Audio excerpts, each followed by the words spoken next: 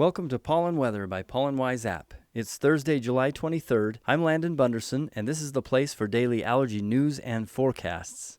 Looking at the pollen data rolling in around the country, it appears that everyone is getting some weed pollen now. Today I'm going to share what I found on my pollen walk right after the forecast. Pollen on the rise across the country. We'll see pollen levels push into the 90s in Arizona and Texas, with much of Utah in the high 70s and 80s. 70s and 80s in Indiana, Ohio, and Kentucky as well. Also high 70s in the Seattle area. It's also highly likely that California goes into the 70s and 80s over the weekend. Not as much going on with mold. Low and moderate conditions across the country. Utah and Arizona seeing high mold in pockets. Scattered rain across the west and east while the Midwest dries out a bit. That rain will hold back the forecasted very high pollen levels for some. All you need is about a quarter inch in the mid-morning to do the job. Air quality issues continue to plague Southern California, and unfortunately, there will be no relief in the form of rain anytime soon. Southern Lake Michigan air quality issues flaring up again, but at least for that area, you might get a little bit of rain on Monday and clean things out.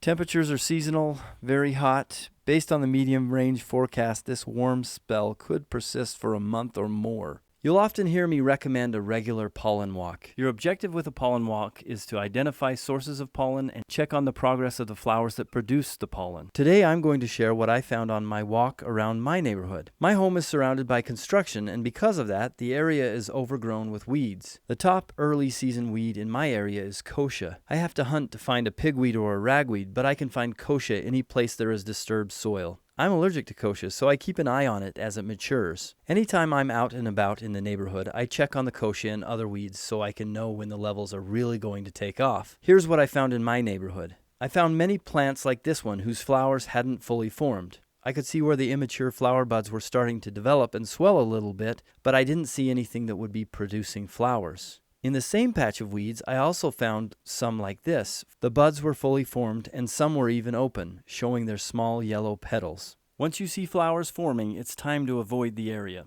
So based on my findings and my symptoms, I'm now going to avoid that patch of weeds until Pollen Wise tells me Chenopod amaranth pollen season is over. That's the group that kochia is in. It'll probably be 5 or 6 weeks. So why do I do pollen walks? Because it's important to know where your local allergen sources are. You can't avoid them if you don't know where they are. You don't need to dive into a weed patch and check on the flowers, but it is good to know what the flowers look like if you accidentally stumble into them. If you're really allergic to something you come face to face with, you'll want to go straight home, shower, and put on fresh clothes. If you think this was a helpful tip, like this video and subscribe to this channel. Also, download the Pollen Wise app for the best pollen data in the world.